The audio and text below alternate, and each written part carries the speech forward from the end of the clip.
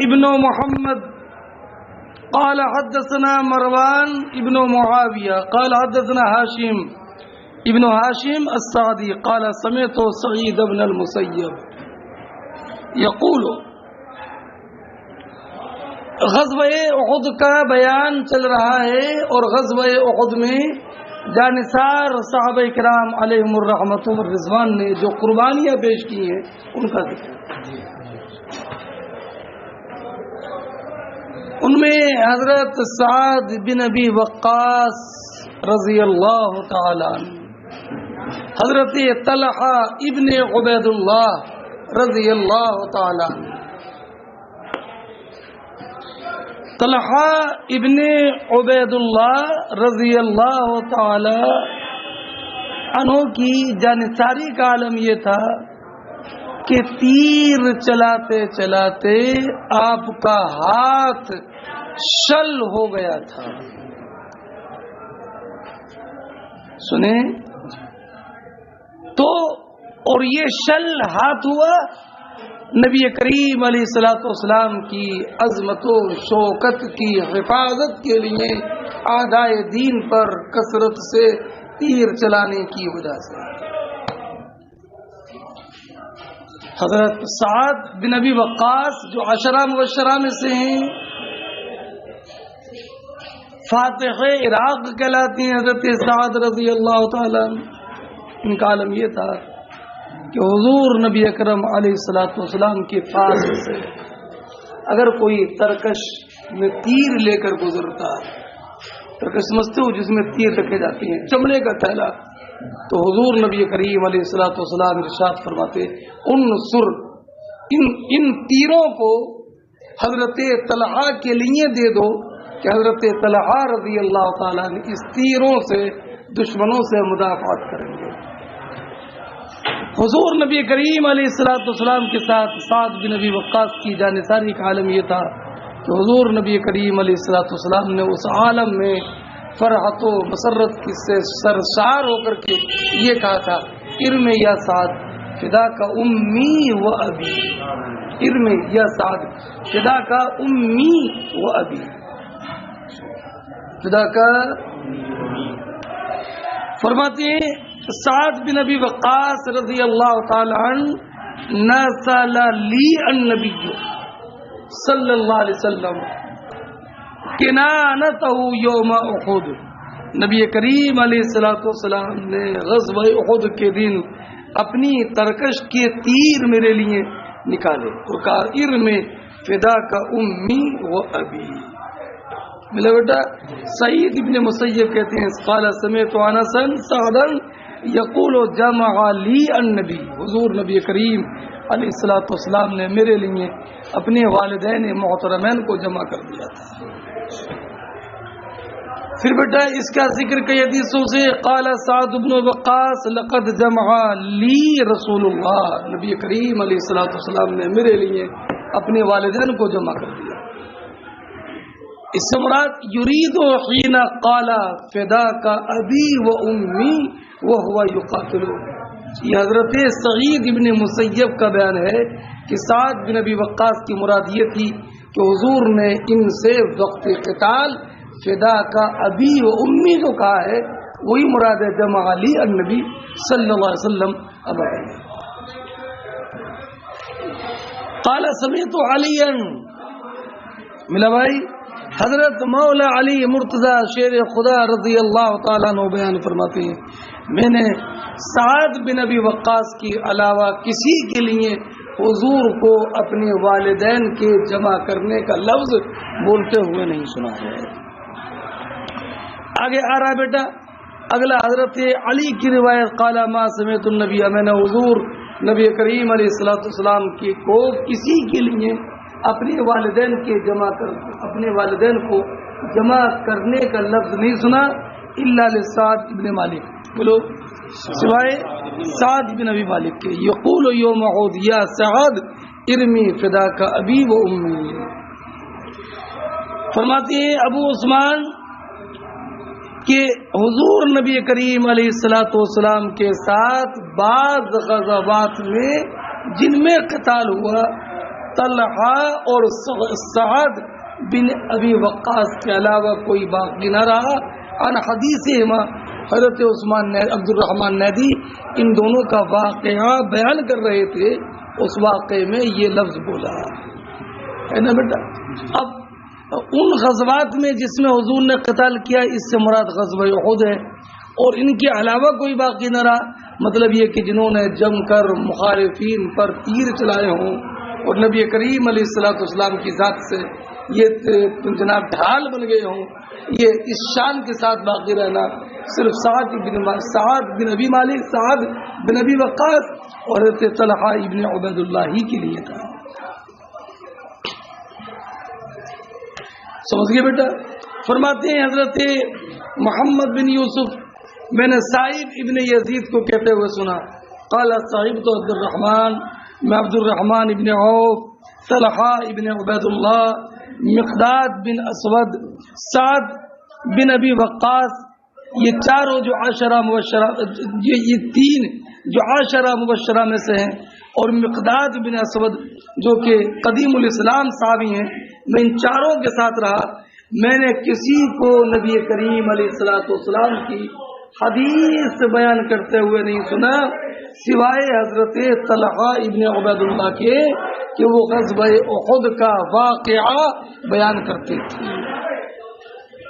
بات سمجھے بیٹا. اب یہ جو کہہ رہے ہیں کہ میں ساتھ میں رہا اور میں نے کسی کو حدیث سناتے ہوئے نہیں سنا, تو ایک بات یاد رکھیے گا کہ صحابہ کرام علیہم الرحمۃ والرضوان مختلف صفات کے جامع تھے اور ہر ایک کی مصروفیت کا میدان الگ تھا, ہر ایک کی ذمہ داریاں الگ تھیں. اس صحابہ کرام علیہم الرحمۃ والرضوان وہ تھے جن کی باقاعدہ قرآن و حدیث کی مجلسیں قائم ہوتی تھی, ان کے تلامذہ شریک ہوتے تھے. بس سمجھئے. جیسے حضرت ابو ہریرہ, حضرت عمر ابن حضرت عبداللہ ابن عمر ابن عاص رضی اللہ تعالی, جابر ابن عبداللہ, باقاعدہ ان کی علمی نشستیں مجلسیں قائم ہوتی تھی. علم حدیث و قرآن سیکھنے والے ان سے باضابطہ سیکھتے تھے. سمجھ گئے بیٹا. کچھ صحابہ کرام علیہم الرحمۃ والرضوان اعدائے دین سے جہاد میں لگے رہتے تھے, ان کا مشن اعدائے دین کی سرکوبی تھا, تو ہمیشہ اسی میں ان کی مصروفیت رہتی تھی کہ کہاں کون سے مورچے کو سنبھالنا ہے اور کس مورچے پر کس کو دیکھنا ہے. سمجھ گئے بیٹا. تو اب وہ حدیث سے زیادہ بیان نہیں کرتے تھے. کیوں؟ اس لیے کہ جو حدیث ان کو یاد تھی وہ حدیثیں تو سنانے والے حضرت ابو ہریرہ بھی تھے, جابر ابن عبداللہ بھی تھے, عبداللہ ابن عمر ابن عاص بھی تھے. تو کتمان علم بھی نہیں تھا, میدان بھی الگ تھا. اللہ میدان بھی جو میدان الگ تھا اور حدیثیں عام اور شائع ہو رہی تھی, ان سے حدیث عمر بھی نہیں ہوتی تھی.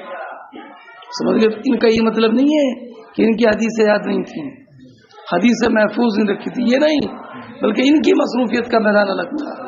اس لیے شائقین علم قرآن و حدیث ان صحابہ کرام کی بارگاہوں میں جاتے تھے جن کی علمی نشستیں قائم تھی. بس سمجھ گئے. اور کچھ صحابہ کرام علیہم الرحمۃ والرضوان وہ تھے کہ جن کا کام مفتوحہ علاقوں کی دیکھ ریکھ اور حکمرانی کرنا تھا. بات سمجھے بیٹا. تو وہ نظام ملک اور نظام ملک اور نظام تدبیر ملک میں لگے رہتے تھے. تو ان سے ان صحابہ کرام علیہم الرحمۃ والرضوان سے روایت نہیں. تو صحابہ کرام علیہم الرحمۃ والرضوان سے روایت نہ ہونے کی بعض صحابہ کرام سے مختلف وجوہات ہیں کہ جس کی وجہ سے ان سے روایت.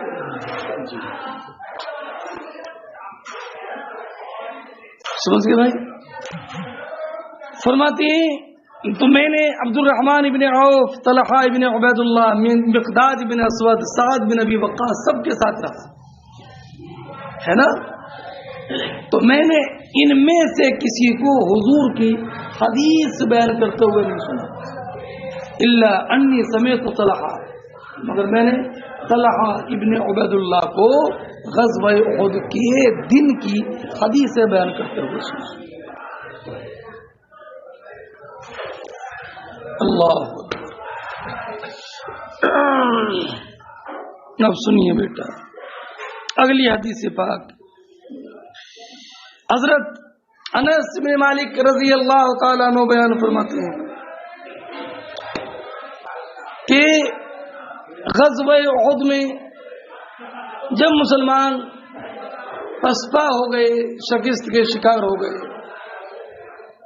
تو صحابہ کرام علیہم الرحمۃ والرضوان بے تحاشا دوڑ رہے تھے. حضور نبی اکرم علیہ الصلوۃ والسلام کو بلا رہے تھے، الیہ عباد اللہ، الیہ عباد اللہ، مگر کوئی چہرہ پھیر کر دیکھنے کی مہلت نہیں پا رہا. سمجھ گئے؟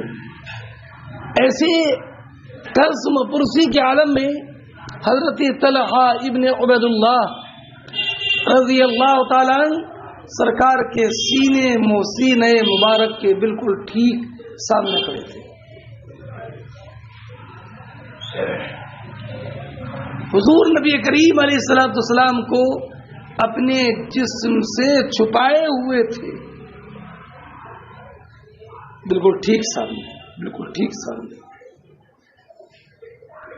آل و ڈھال بن گئے تھے طلحہ ابن عبید اللہ نبی کریم علیہ الصلوۃ والسلام کے. ایسی آل و ڈھال کہ حضور نبی کریم علیہ الصلوۃ والسلام نے پیچھے سے چہرے مبارک نکال کر لوگوں کو دیکھنا چاہا تو حضور نبی کریم علیہ الصلوۃ والسلام کی بارگاہ میں عرض کی، طلحہ ابن عبید اللہ حضور میرے پیچھے رہے، کہ ایسا نہ ہو کہ کوئی دشمن کا کوئی تیر آپ کے جسم مبارک پر لگ جائے، جس میں آپ کوئی تیر آپ کے جسم مبارک پر لگ جائے. اور عالم یہ تھا حضرت طلحہ ابن عبید اللہ رضی اللہ تعالیٰ عنہ کا کہ برابر تیر چلا رہے تھے، برابر تیر، یہاں تک کہ طلحہ ابن عبید اللہ کے ہاتھ میں اس دن 2 یا 3 کمانیں ٹوٹ گئی تھی. کمانے بھی نہیں سمجھتے ہو کہ نور محمد جس سے تیر چلاتے ہیں ہے نا، وہ 2 یا 3 کمانیں ٹوٹ گئی تھی. طلحہ ابن عبید اللہ کی جانساری کھانے کا.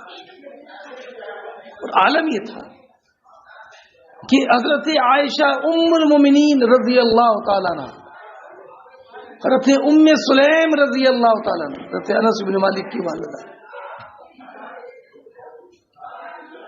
یہ بھی تیزی کے ساتھ دوڑ رہی تھی.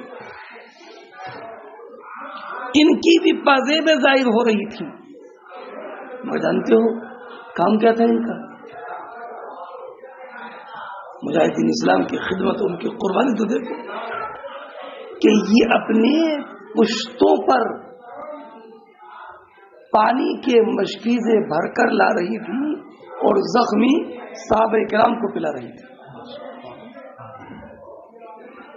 اپنی پشتوں پر پانی کے مشکیزیں بھر کے لا رہی تھی اور زخمی صحابہ کرام کو پلا رہی تھی. اگر ذوق سلیم کام کرتا ہو تو جو جملہ امام بخاری نے نقل فرمایا میں سمجھاؤں.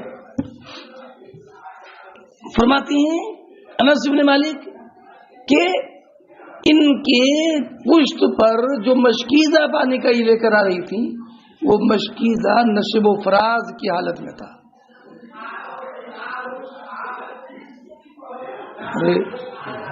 مشکیزہ ان کی پشت پر جمع ہوا نہیں تھا بلکہ مشکیزہ کودتا ہوا نظر آتا تھا. بیٹا ذوق سلیم کے بغیر نہیں ہوگا یہ کیا مشکیزہ ان کی پشت پر جمع نہیں تھا، پشت پر چل رہی تھی تو مشکیزہ کبھی اچھلتا تھا، کبھی پشت پر رہتا تھا، کبھی اچھلتا تھا، کبھی پشت پر رہتا تھا. یہ عالم تھا ان کے مشکیزہ لانے کا. جانتے اس کی وجہ کیا تھی؟ اسی معنی کی تعبیر لفظ سے کی ہے. مطلب یہ کہ اپنی پشتوں پر مشکیزہ لانے کی ان کی عادت نہیں تھی. کبھی پشتوں پر مشکیزہ رکھا نہیں تھا، کبھی یہ موقع نہیں آیا تھا. تو مشکیزہ بھر کے پشتوں پر کیسے رکھا جاتا ہے اور کس طریقے پر لایا جاتا ہے یہ ان کو معلوم نہیں تھا، لیکن پھر بھی جانساری کا عالم یہ تھا کہ زخمی صاحب اکرام کو پانی پلانے کے لیے اپنی پشتوں پر مشکیزے میں پانی بھر کے لا رہی۔ بیٹا مفہوم سمجھ گئے؟ جو میں سمجھانا چاہتا تھا وہ سمجھ گئے یا بیٹا؟ یہ ہاں فرماتی ہیں حضرت انس بن مالک رضی اللہ تعالی عنہ کہ ہاں تو بتا ہی رہا تھا کہ یہ حکم، یہ واقعہ پردے کا حکم نازل ہونے سے پہلے کا ہے، اس لیے کہ حضرت زینب بنت جحش رضی اللہ تعالیٰ عنہ سے جب نکاح فرمایا، ولیمہ فرمایا اور 3 حضرات بیٹھے ہوئے رہ گئے، اس وقت میں آیت کریمہ نازل ہوئی تھی، یا ایھا الذین آمنوا لا تدخلوا بیوت النبی الا ان یؤذن لکم الی طعام غیر ناظرین اناہ ولكن اذا دعیتم فادخلوا فاذا طعمتم فانتشروا ولا مستأنسین لحدیث ان ذلکم کان یؤذی النبی فاستحی منکم واللہ لا یستحی من الحق وَإِذَا سَأَلْتُمُوهُنَّ مَتَاعًا فَاسْأَلُوهُنَّ مِنْ وَرَاءِ حِجَابٍ ذَلِكُمْ أَطْهَرُ لِقُلُوبِكُمْ وَقُلُوبِكُمْ یہ آیت کریمہ سے تو بیٹا یہ جو واقعہ ہے یہ غزوہ احد کا ہے اور پردے کا حکم نازل ہونے سے پہلے کا۔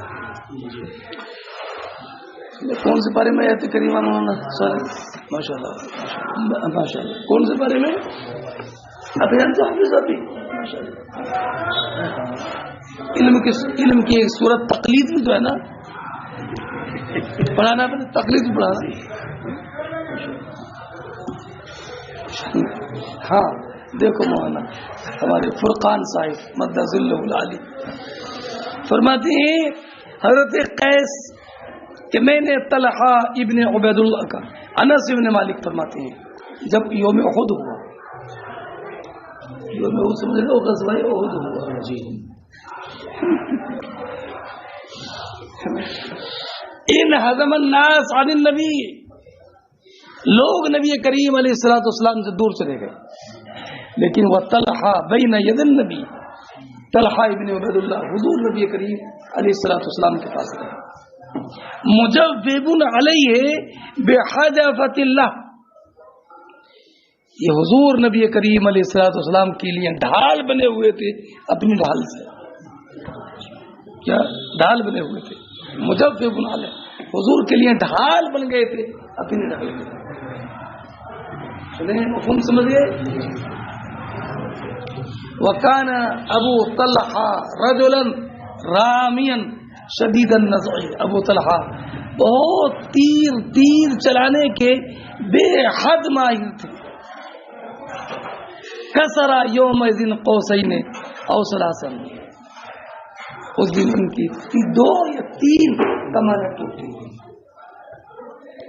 وکان الرجل معه بجعبۃ من النبل، اور حضور نبی کریم علیہ الصلوۃ والسلام کے پاس سے تیروں کا تھیلا لے کر جو بھی گزرتا حضور اس سے فرماتے انصرھا لابی طلحہ، ویشرف النبی، اشرف یشرفوں کا معنی اصل بات ہے، پڑھا آپ نے جناب مختصر المعانی میں کہ یوں ایسے ایسے ایسے سورج اس طریقے سے ہاتھ لگا کر سورج کو دیکھا، یہ ہے اشراف کا معنی، آیا ہے نہیں آیا ہے نا؟ تو اب یشرف النبی کا معنی حضور پیچھے تھے، اب حضور اپنا سر مبارک اٹھا کر مشرکین کو دیکھنا چاہتے تھے، ارے کیا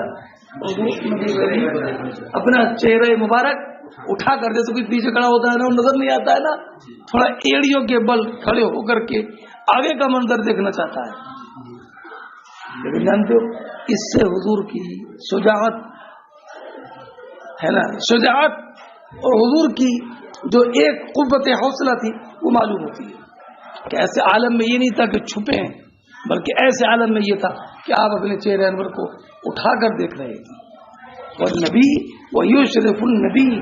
حضور نبی کریم علیہ الصلوۃ والسلام قوم کی طرف دیکھ رہے تھے سر اٹھا کر. فیقول ابو طلحہ نے کہا بأبی انت و امی لا تشرف یصیبک سهم من سهم القوم. یا رسول اللہ میرے ماں باپ آپ پر قربان، آپ اپنی نگاہ آپ اپنے چہرے انور کو اٹھا کر نہ دیکھیں، کہیں ایسا نہ ہو کہ دشمن قوم کا کوئی تیر آپ کو لگ جائے. اللہ دیکھ رہے ہیں جذبہ انسانی کہاں سے آئے گا. فرمایا ونحری دون نحرک یا رسول اللہ میرا سینہ آپ کے سینے کے لیے ڈال ہے، میرا سینہ آپ کے سینے. اس کو عشق نہیں کہا جائے تو کیا کہا جائے اس کو؟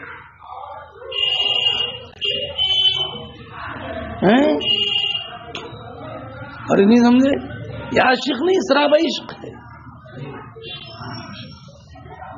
بس سمجھے. اب عشق و محبت اعلیٰ حضرت اعلیٰ ہے نا.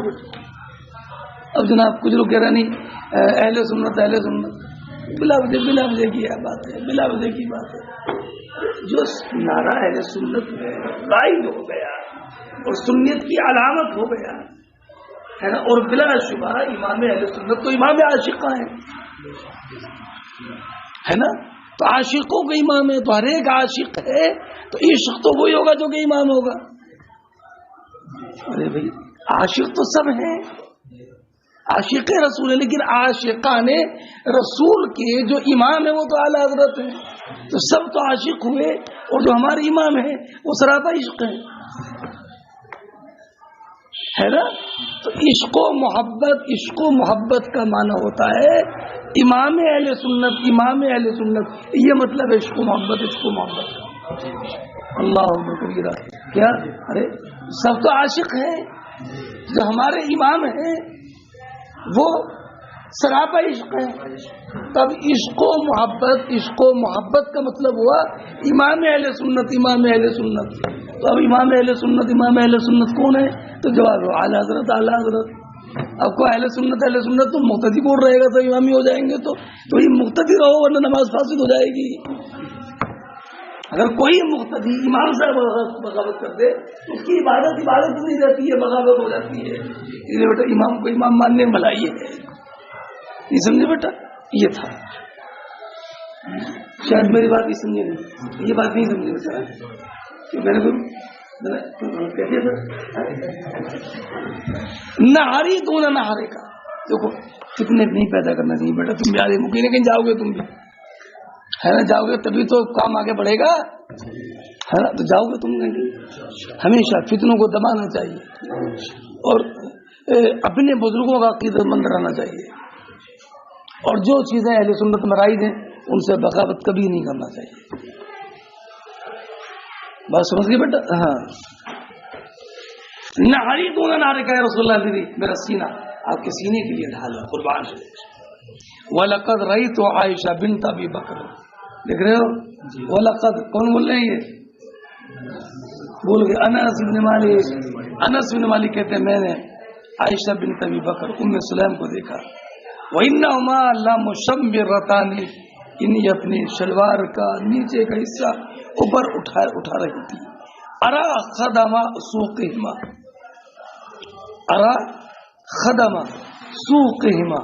میں ان کی پنڈلیوں کی پازیبوں کو دیکھ رہا تھا. تنقضان القرب علی متونہما. یہ اپنی پشتوں پر مشکی سے کدا کر لا رہی تھی. یہ مطلب ہے.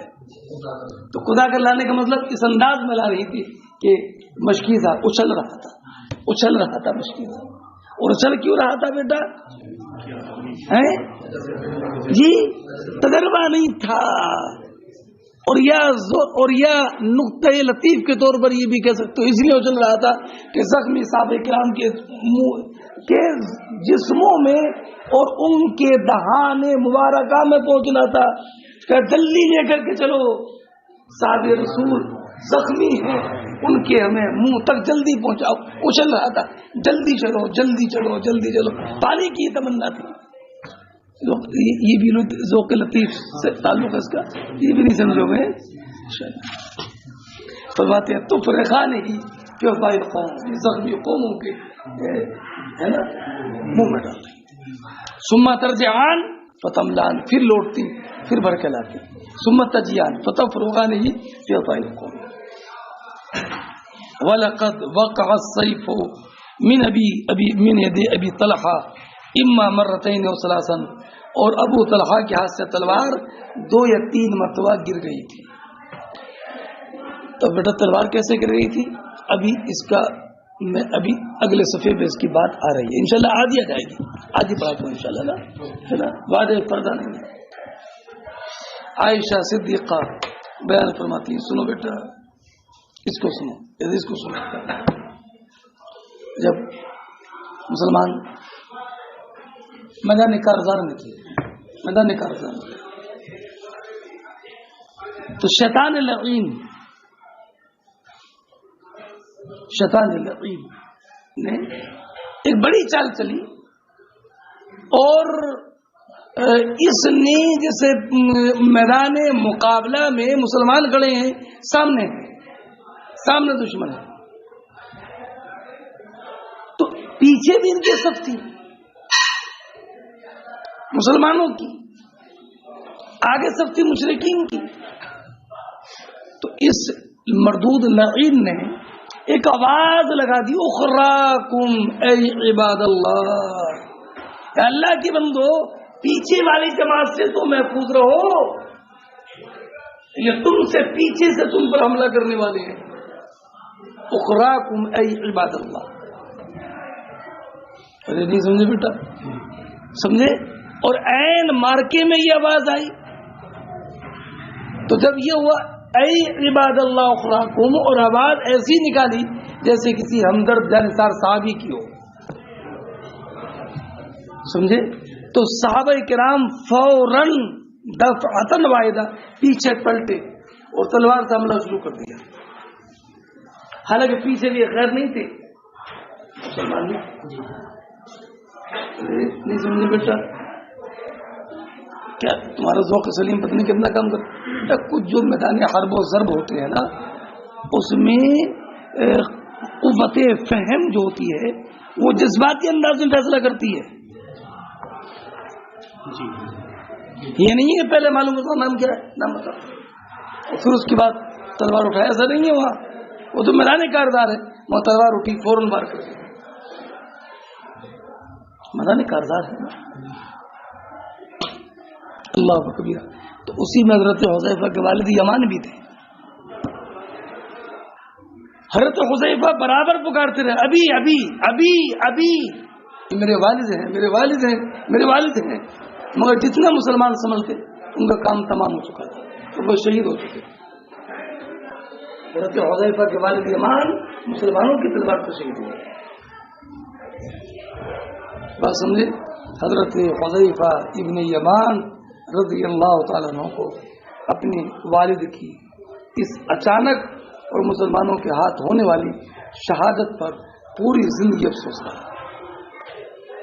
ایک معنی افسوس کا یہ ہے، اور ایک معنی یہ کہ حضرت حذیفہ ابن یمان پوری زندگی اپنے والد یمان کے قاتلین صحابہ کرام کے لیے دعائے خیر اور استغفار کرتے رہے. ان کے ہاتھوں اگرچہ قتل ہوا، شہادت ہوئی میرے والد کی، مگر انہوں نے مسلمان سمجھ کر نہیں بلکہ یہ سمجھ کر کے دستہ کافروں کا ہے جو تازہ دم ہو کر ہم پر پیچھے سے حملہ کر رہا ہے، اس اعتبار سے انہوں نے حملہ کیا ہے. اللہ ان مسلمانوں کی مغفرت کرے. سمجھ گئے بیٹا؟ سمجھ گئے؟ دیکھو بیٹا، حضرت عائشہ صدیقہ بیان فرماتی ہے لما کان یوم احد، جب احد کا دن تھا تو ہزم المشرکون، بولو مسلمان شکست خوردہ ہو گئے. فصرخ ابلیس لعنت اللہ علیہ، لعنت اللہ علیہ. اے عباد اللہ اخراکم، اے اللہ کے بندو پیچھے والی جماعت کو تو دیکھو. فرجعت اولاہم فاجتلدت یا اخراہم، تو یہ اور دو پچھلی والی جماعت آپس میں جناب دونوں میں مٹ بھیڑ ہو گئی. فبصر حذیفہ، تو حذیفہ نے دیکھا کہ وہ ان کے والد یمان کے ساتھ ہیں، تو وہ کہنے لگے اے عباد اللہ ابھی ابھی. قال، کہتے فواللہ ما احتجزوا، واللہ وہ لوگ الگ نہیں ہوئے جب تک کہ انہیں شہید نہ کر دیا. حذیفہ کہتے ہیں یغفر اللہ لکم، اللہ تمہاری مغفرت فرمائے. عروہ نے کہا واللہ، خدا کی قسم، حذیفہ میں بقیہ زندگی ہے نا حتی لقی باللہ، انتقال کے وقت تک یہ غم رہا. بیٹا کیا غم رہا؟ میں نے دونوں توجیہ کر دی ہیں، ان کے اچانک شہادت کا یا ان کے قاتلین اور شہید کرنے والے مسلمان. اب بیٹا امام بخاری علیہ رحمۃ تو ماشاء اللہ امام امیر المومنین تو ہیں، علم لغت کے بڑے ماہر ہیں. تو یہ نا بیٹا فیضا بصورا ملن فیضا فبصرا حذیفہ ہے نا، بصرا حذیفہ ہے نا. تو امام بخاری فرماتے ہیں کہ بصرا اور ابصرا دونوں میں فرق ہے. بصرا کا معنی جاننا اور ابصرا کا معنی تھا نگاہ سے دیکھنا. ارے نہیں سمجھے؟ فبصرا حذیفہ، تو حضرت حذیفہ نے جانا کہ ان کے والد یمان ہے، اور ابصرا حذیفہ تو کیا معنی ہوگا؟ ایک بصرا یہ بصیرت فی الامر سے معقول ہے، اور ابصرا رویت بالعین کے معنی میں. فرق سمجھ گئے؟ اور فرماتے ہیں بعض علماء نے کہا کہ دونوں کا معنی ایک ہے، بصرا کا اور ابصرا کا دونوں کا معنی دیکھنا. فرماتے ہیں بصر تو کا معنی علم تو، یہ بصیرت فی الامر سے ماخوذ ہے، اور ابصر تو یہ من بصر العین سے ماخوذ ہے. اور ایک قول یہ ہے کہ بصر تو اور ابصر تو دونوں کا معنی ایک ہے. بیٹا سمجھ کی بات نہیں؟ باب قول اللہ تعالی ان الذين تولوا منكم يوم التقى الجمعان انما استغلهم الشيطان ببعض ما كسبوا ولقد عفا الله عنهم. سنو بیٹا لازم نیند آ رہی ہے، یہ جانتے ہو جگہ کس کی ہے؟ یہ امیر جماعت کی ہے نا. اور بھی ہوئے تھے یہ ناشتہ کرائے ہوئے تھے پھر ہوگا.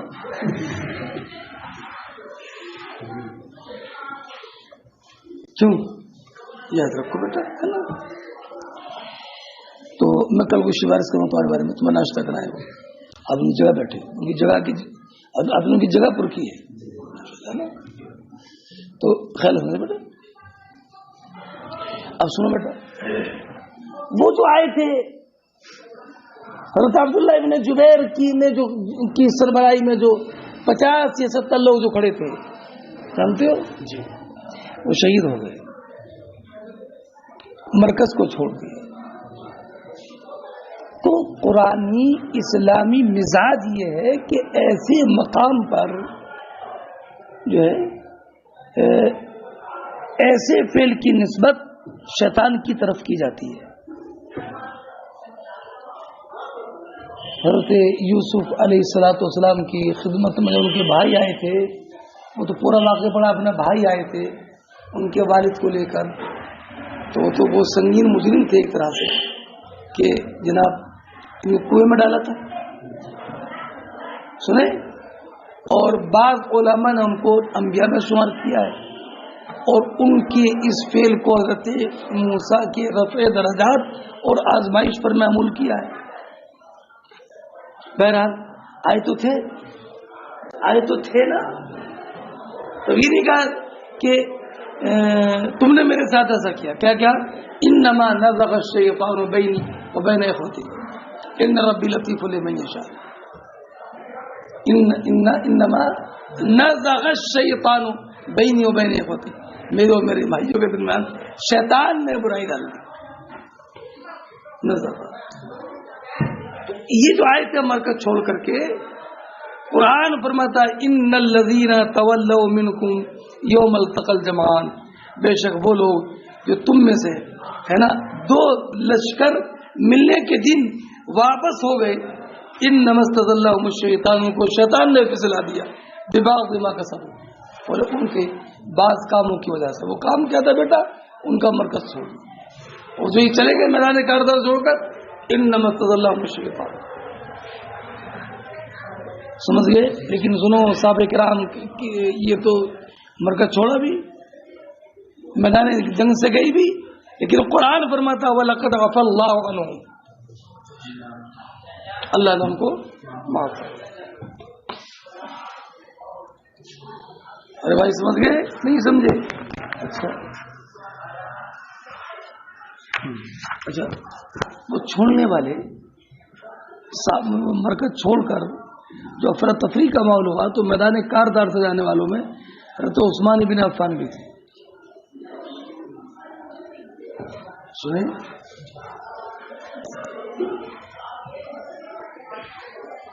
سنو ذرا اس کو بھی توجہ کے ساتھ سنیں گے. حضرت عبداللہ ابن عمر رضی اللہ تعالیٰ مکہ مکرمہ میں رہتے تھے. میں نے پہلے پتا چکا ان کے بارے میں. عمرہ کرتے تھے, حج کرتے تھے, طواف کرتے تھے. تو ان کی علمی نشست جو تھی وہ مسجد حرام میں لگتی تھی. عبداللہ ابن عمر مکہ مکرمہ میں رہتے تھے. حجاج بن یوسف ظالم کے خلاف اسلام کاموں پر یہ برملا ملامت کرتے تھے. تو حجاج بن یوسف ان سے نالا رہتا تھا. اسی نے حدیث پڑھی آپ نے کہ زہر کا تیر, بجھا ہوا تیر ان کے چبایا تھا. پڑھا نا آپ نے, حدیث آئی نے پہلے جلد میں ہی. تو ایک شخص آیا, ان کے پاس طالبین کی بھیڑ لگی تھی. کہ یہ بزرگ کون بیٹھے ہیں؟ کہ یہ عبداللہ بن عمر ہے. اچھا, تو یہ گئے وہاں اور جانے کے بعد کہا دو باتیں پوچھنا. پوچھیے. تو یہ وہ تھے جن کے دل میں حضرت عثمان بن عفان سے کچھ دوری تھی. کہیں بتائیے کہ حضرت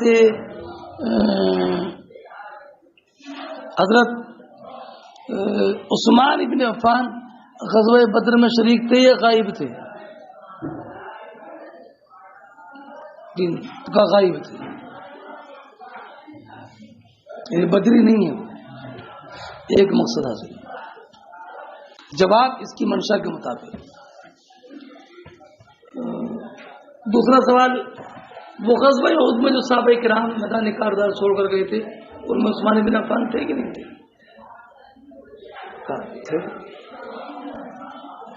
دیکھ رہے ہو.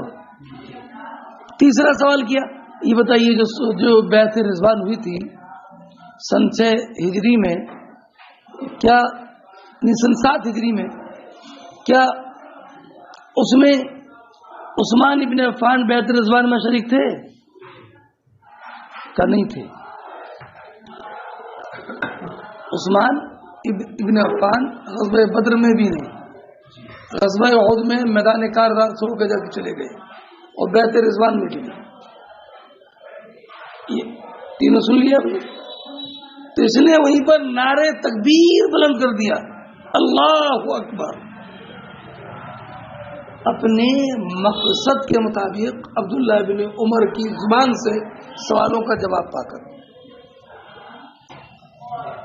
ایک مزاج معلوم ہوا. جب کسی شخصیت سے کسی سے بھی جب نفرت ہو جاتی ہے یا محبت دل میں نہ ہونا تو اس کی زندگی کی وہی شعبے تلاش کر کر کے لاتا ہے جس میں ان کی تنقید کا پہلو ہو.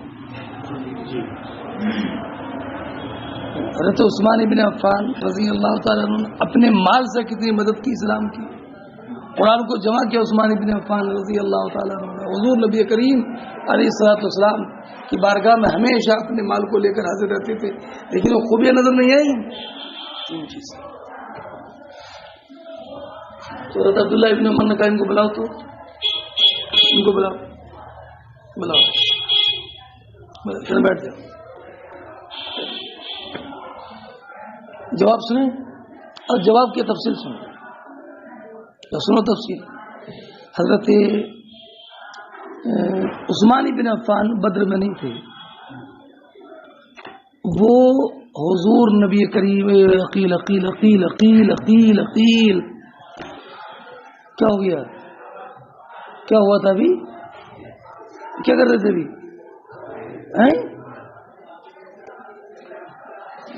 سنو عقیل جو غزوہ بدر میں شامل نہیں تھے نا، تو وہ دراصل حضور نبی کریم علیہ الصلوۃ والسلام کی نور نظر اپنی زوجہ محترمہ حضرت رقیہ کی عیادت میں نبی کریم کے اذن سے مدینہ طیبہ میں، یہاں تک کہ حضور نے ان کو غزوہ بدر کے مال غنیمت سے حصہ بھی دیا تھا.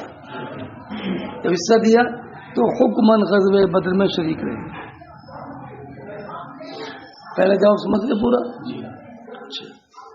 اس کے بعد فرمایا سنو، دوسری بات سنو. بلا شبہ حضرت عثمان بن عفان رضی اللہ تعالیٰ غزوہ بدر سے واپس چلے گئے تھے بلا شبہ، لیکن وَلَقَدْ عَفَا اللَّهُ عَنْهُمْ، یہ بیٹا یہ میرا ترجمہ ہے، اسی لیے یہ واقعہ پر وَلَقَدْ عَفَا اللَّهُ عَنْهُمْ، اللہ نے ان کی معافی کا اعلان کر دیا. اور جب معافی کا اعلان کر دیا ہے تو کسی کو زبان تان کھولنے کی اجازت نہیں ہے. یہ بات بھی سمجھ گئے. اور کہا بیعت رضوان سے غائب ہونے کا معاملہ تو جب کفار مکہ نے حضور اور صحابہ کرام کو روک دیا تھا وہاں نہیں آ سکتے ہو تم مکہ مکرمہ میں. بیٹا توجہ رکھنا. تو در حقیقت اب ضرورت پیش آئی ایسے شخص کی جو مکہ مکرمہ میں جا کر کفار مکہ سے یہ بات کرے کہ ہمارا مقصد جنگ کرنا نہیں ہے، ہم صرف عمرہ کرنے کے لیے آئے. لیکن یہ بات کفار قریش سے کرے گا کون؟ جس کو کفار قریش کوئی تکلیف نہ پہنچا سکے. بات سنیں، اذیت نہ پہنچائیں. اور اذیت پہنچائیں گے کسے نہیں؟ جن کا خاندان مکہ مکرمہ میں مضبوط ہو. تو آپ جانتے ہیں کہ قریش میں تو عصبیت قبائل کی بہت زیادہ تھی. سنیں تو حضور نبی اکرم علیہ الصلوۃ والسلام نے جب کہا کہ آپ حضرات میں سے کوئی شخص مکہ مکرمہ جائے اور ان کو بتائے، صورت حال سے آگاہ کرے، ان کی غلط فہمیوں کو ظاہر کرے، ان کو بتائے کہ ہم صرف عمرہ کرنے کے لیے آئے. تو بیٹا کفار قریش کا جو حرب و ضرب اور ضد کا جو معاملہ تھا اتنا سنگین تھا کہ کوئی یہ بات کرنے جانے کے لیے کوئی ہمت نہیں جٹا پا رہا تھا. اللہ کبیرہ، جو خون کے پیاسے ہوں، لڑنے کے لیے بدر پہنچ جائے، احد پہنچ جائے، خندق میں پہنچ جائے، مدینہ طیبہ پہنچ جائے. اب ہمیں کوئی شخص ان کے قبیلے میں جا کے وہاں بات کرے گا تو کیا شریفانہ انداز میں بات کریں گے وہ؟ تو سنو ایسے سنگین حالات میں حضرت عثمان ابن عفان رضی اللہ تعالیٰ عنہ کا قبیلہ مکہ مکرمہ میں بے پناہ مضبوط قبیلہ تھا، معزز قبیلہ تھا. ان کے قبیلے کی ایسی دھاگ تھی کہ کسی کی ہمت نہیں تھی کہ حضرت عثمان ابن عفان سے ذرا کچھ کہہ سکے. تو عثمان ابن عفان نے کہا میں جاتا ہوں، میں بات کروں گا. بات سنیں. ارے تو عثمان ابن عفان مکہ مکرمہ ہی میں تھے کہ یہ بات گردش کر گئی کہ حضرت عثمان کو شہید کر دیا.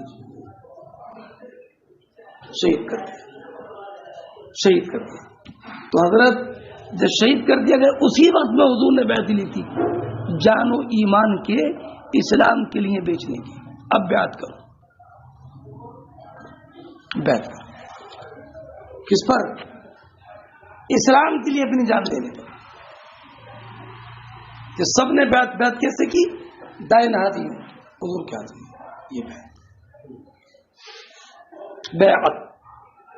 سنیں، جب سب کی بیعت ہو گئی تو حضور نبی کریم علیہ الصلوۃ والسلام نے اپنا دائیں ہاتھ یوں اپنے بائیں ہاتھ پر رکھا یوں اور کہا ہذہ لعثمان بن عفان. یہ بیعت عثمان بن عفان کی ہوگی. سمجھے؟ حضرت عثمان بن عفان ابھی مکہ مکرمہ ہی میں ہے اور یہ بیعت ہوگی. اور یہ بیعت رضوان حضور حضرت عثمان بن عفان کے غیر موجودگی میں ہوئی بلکہ ان کے قتل کی افواہ ہونے کے بعد. تو عبداللہ ابن عمر نے فرمایا، اب سنو جواب، عبداللہ ابن عمر نے فرمایا سنو جواب اس کا، سنو کہ بیعت رضوان نہیں تھی۔ اگر مکہ مکرمہ میں کوئی دوسرا شخص ایسا ہوتا کہ جس کا قبیلہ مکہ مکرمہ میں عثمان بن عفان سے زیادہ معزز ہوتا تو حضور عثمان بن عفان کی جگہ پر اس کو بھیجتے، لیکن انہی کا قبیلہ زیادہ معزز تھا، اس لیے حضرت عثمان بن عفان کو بھیجا۔ اس لیے بیعت رضوان سے غائب ہونا یہ ان کے لیے باعث عیب نہیں ہے، بلکہ وہ تو اس سے زیادہ اہم مہم پر تھے، اور پھر حضور نبی کریم علیہ الصلوۃ والسلام نے غائبانہ ان کی بیعت کی تھی۔ لقد رضی اللہ عن المؤمنین اذ یبایعونک تحت الشجرہ فعلم ما فی قلوبہم وانزل السکینۃ علیہم واصابہم فتحا قریبا۔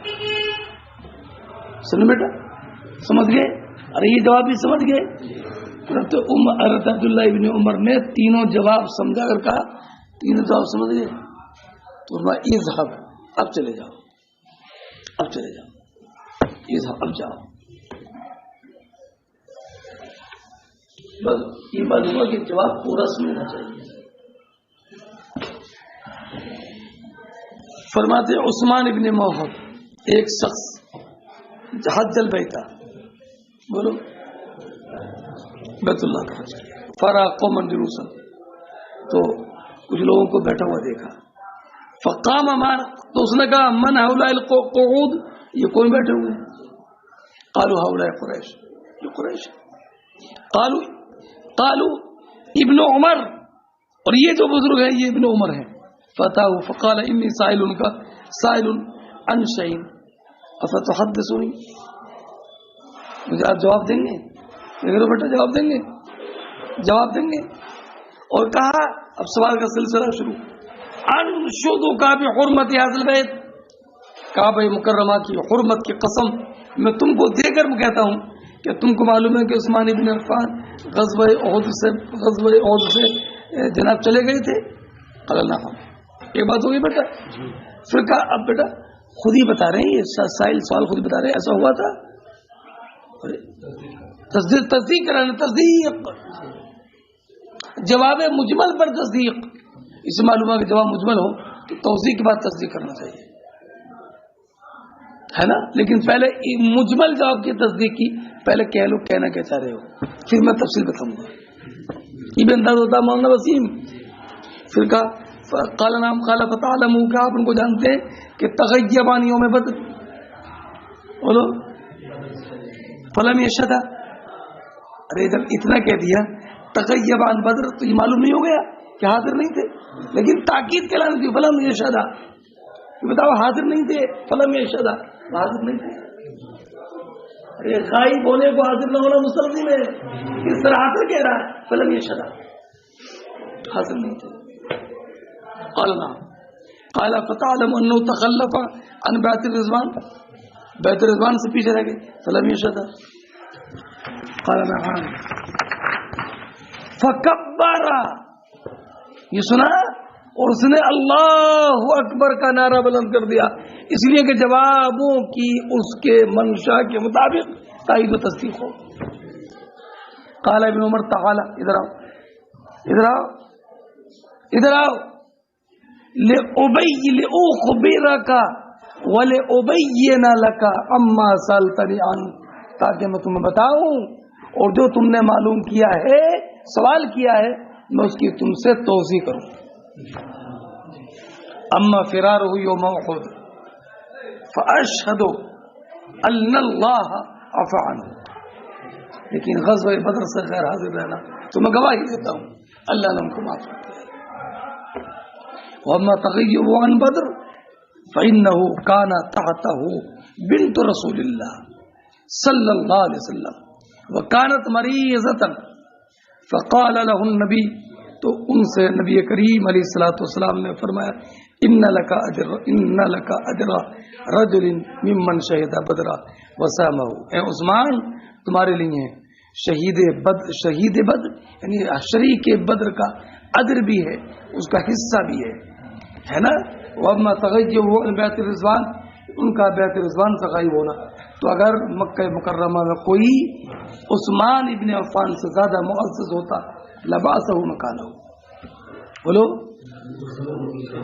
فبعث عثمان، تو عثمان کو بھیجا. وکان بیعت الرضوان، اور بیعت رضوان عثمان ابن عفان کے مکہ مکرمہ جانے کے بعد تھی. تو حضور نے اپنے دائنے ہاتھ کو، ہے نا، دائنے ہاتھ کی طرف اشارہ کیا اور کہا ہذہ ید عثمان، یہ عثمان ابن عفان کا ہاتھ ہے. یوں فرمایا یہ عثمان ابن عفان کا ہاتھ ہے. فضرب بها علی یدیہ، تو اس ہاتھ کو اپنے بائیں ہاتھ پر یوں مارا اور فرمایا ہذہ لعثمان، یہ بیعت عثمان کی ہے. احمد رضا جاؤ گے پورے، احمد رضا جاؤ پورے ہو گئے. اب فرمایا اذهب بهذا الان ما کا، یہ جواب، یہ تفسیر اپنے ساتھ لے کر اب چلے جا. کیا یہ اس تفصیلی جواب کے ساتھ اب چلے جا. بس ان کی بچی باون اس تصعدون، بیٹا وہی اسی حالت کا بیان ہے جو صحابہ کرام بے تحاشا جا رہے تھے میدان غزوہ چھوڑ کر. اذ تصعدون، جب تم چہرہ اٹھا کر چلے جا رہے تھے. ولا تلوون علی احد، اور کسی کو مڑ کر نہیں دیکھ رہے تھے. ورسول یدعوکم فی اخراکم، اور رسول تم کو پکار رہے تھے دوسری جماعت میں. فاصابکم غما بغم، تو اللہ رب العزت نے تم کو غم کے بدلے غم دیا. بٹ ایسی کئی تفسیریں ہیں، ایک تفسیر بتا دیتا ہوں.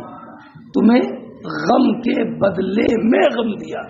تم نے مرکز چھوڑ کر حضور کو غم دیا، اس غم کے بدلے میں ہم نے تم کو غم دیا، تاکہ تم یہ سمجھ لو کہ تمہاری جو فتح و نصرت و کامیابی ہے یہ نبی کریم علیہ الصلوۃ والسلام کی اطاعت اور فرما برداری کی برکت سے ہے. کسی بھی محاذ اور موقع پر تم حضور نبی کریم علیہ الصلوۃ والسلام کی اطاعت و فرما برداری سے ذرا بھی کنارہ کش ہو گئے، شکست و ریخت تمہارا مقدر بن جائے.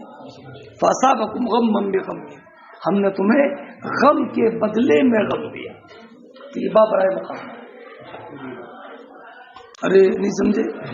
ایک بار اور بتا دیتا ہوں. فاصابکم غم بغم میں بام صحابت کے لیے ہو، غم کے ساتھ غم دیا. تو ایک تو غم اپنے ساتھیوں کی شہادت کا، اور ایک غم جو باقی رہ گئے تھے ان کے زخموں کا. فاصابکم غما بغم،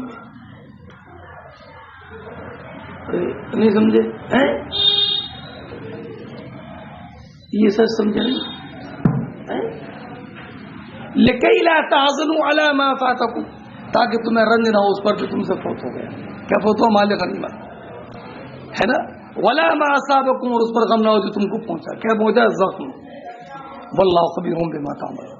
اور باتیں تسعدون کا معنی تذهبون. اسعدا اور سعدا دونوں کا معنی، اسعدا فوق البیت، سعدا فوق البیت، چھت کے اوپر چڑھا. یہ مت کہنا کہ اس میں تو گھر کے اوپر چڑھا ہے، فوق البیت ہے. بیٹا گھر پر چڑھنے کا مطلب بھی وہی ہوتا ہے نا، چھت پر چڑھنا ہے نا. برا ابن عازب کہتے ہیں کہ حضور نے جعل علی الرجالۃ، رجال راجل کی جمع، قیادوں پر غزوہ احد کے دن عبداللہ ابن جبیر کو امیر بنایا تھا. واقبلوا منہمزین، اور یہ سب میدان کارزار کو چھوڑ کر مدینہ منورہ کی طرف دوڑ رہے تھے. فضا کا اذ یدعوہم الرسول فی اخراہم، اسی وقت ان کو رسول ان کی دوسری جماعت میں بلا رہے تھے. فرماتے ہیں باب، یہ بات اس بارے میں کہ اللہ رب العزت نے تم پر غم کے بعد اونگ نازل فرمائی. دیکھو بیٹا میں نے بتایا تھا کہ آ دیا جائے گا، ماشاءاللہ آ رہا ہے. جب غزوہ احد کا عالم یہ تھا کہ پسپائی ہو رہی تھی مسلمانوں کی، ہر ایک مسلمان ہراسا لرزا ترسا خوف زدہ تھا. تو ایسے عالم میں اللہ رب العزت نے اونگ مسلط فرما دی مسلمانوں کو.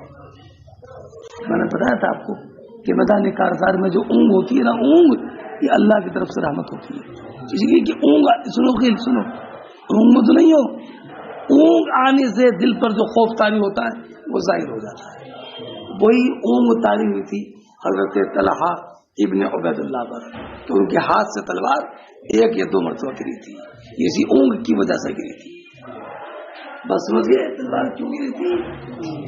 ہاں ثم انزل علیکم، پھر اللہ رب العزت نے غم کے بعد اللہ کبیرہ اونگ تاری کی تمہارے لیے چین بنا کر، یغشا طائفۃ منکم، جو تم میں سے ایک جماعت پر چھا گئی. جماعت کون سی تھی؟ مسلمانوں کی. وطائفۃ قد اہمت انفسہم، اور ایک جماعت وہ تھی جسے اپنی جانوں کے لالے بڑے تھے. اہمت انفسہم، جن کو ان کی جانوں کے لالے بڑے تھے. وہ کون تھے؟ وہ ضعیف الایمان اور منافقین تھے. کہتے تھے یا اللہ کیا ہو گیا، ہم کہاں گئے، اچھے خاصے گھر میں تھے، کیسے پہنچیں گے گھر، کیسے آ گئے یہاں پر. کاش ہم وہاں پر ہوتے تو ہم میں کے جو لوگ ہیں یہ مارے نہیں جاتے. قرآن نے فرمایا کیا کہتے ہو، مارے نہیں جاتے جن کی قسمت میں موت آ گئی. وہ اگر اپنے 60 تالوں کے اندر بھی بند ہیں، لیکن موت کا ٹائم جب آئے گا تو ان کو جہاں مرنا ہے وہیں پہنچنا ہے. اللہ کبیرہ فرماتے یظنون باللہ غیر الحق ظن الجاہلیہ، وہ اللہ رب العزت سے متعلق جاہلیت والے گمان کر رہے تھے. یقولون حل لنا من الامر من شیء، کہتے تھے کہ ہمارے لیے بھی کچھ اختیار ہے. قل ان الامر کلہ للہ، اے محبوب آپ فرما دو سارے اختیار تو اللہ رب العزت ہی کے لیے ہے. یخفون فی انفسہم ما لا یبدون لک یا رسول اللہ، اے لوگو یہ لوگ اپنے دلوں میں وہ چھپاتے ہیں جو تم سے ظاہر نہیں کرتے. دلوں میں تو پچھتا بھی ہے، جیسے بھی ہو اپنے گھر پہنچ جائے، جیسا بھی ہو اپنے گھر پہنچ جائے. اگر ہم نے بڑی غلطی کی ہے، یہ منافقین کی بولی تھی. یقولون، وہ کہتے ہیں کہ ہمیں کچھ اختیار ہوتا تو ما قتلنا ہونا، بولو ہم یہاں پر مقتول نہیں ہوتے. قل آپ فرما دو اگر لو کنتم فی بیوتکم، تم اپنے گھروں میں بھی ہوگے تو لبرز الذین کتب علیہم القتل، تو جن پر قتل لکھا گیا ہے وہ ضرور نکلیں گے الی مضاجعہم، اپنے قتلوں کی جگہ پر. یہ کیوں ہے؟ لیبتلی اللہ ما فی صدورکم، تاکہ اللہ رب العزت تمہارے دل کی باتوں کو آزمائے. ولیمحص ما فی قلوبکم، اور جو تمہارے دلوں میں ہے اس کو نکھار دے. واللہ علیم برسول، اللہ رب العزت دلوں کی بات کو جاننے والا ہے. فرماتے ہیں انس بن مالک ابو طلحہ سے روایت کر کے، کنت فی من تغشاہ الناس، ارے ملا ابو طلحہ کہتے میں بھی انہی میں سے تھا. کن میں سے؟ جن پر اونگ مسلط ہو گئی تھی ہے نا غزوہ احد کے دن. حتی سقط سیفی من یدی مرارا، یہاں تک کہ میرے ہاتھ سے تلوار کئی مرتبہ گر گئی تھی. یسقط وآخذہ، تلوار گرتی تھی میں اٹھاتا تھا. یسقط وآخذہ، تلوار گرتی تھی اور میں اٹھاتا تھا. سمجھ گئے بیٹا؟ بس بیٹا بات میں نے یہاں تک پوری کر دیا. تلوار کیوں